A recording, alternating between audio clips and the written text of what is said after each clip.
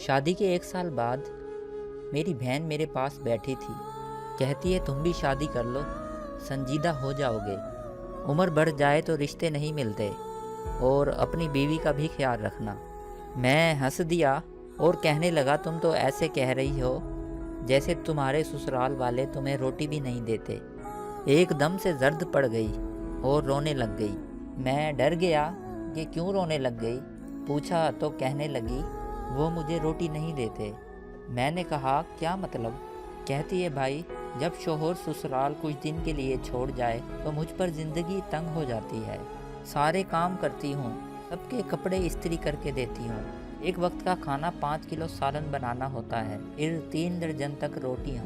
جیٹھانی نے کبھی ہاتھ نہیں بٹایا، یہ بھی نہیں سوچا کہ مہمان ہوں۔ جو ٹکڑے بچتے ہیں ان کو پانی میں ڈبو کر کھاتی ہوں کیونکہ سالن ختم ہو جاتا ہے یا جیٹھانی فریج میں رکھ کر تالا لگا دیتی ہے۔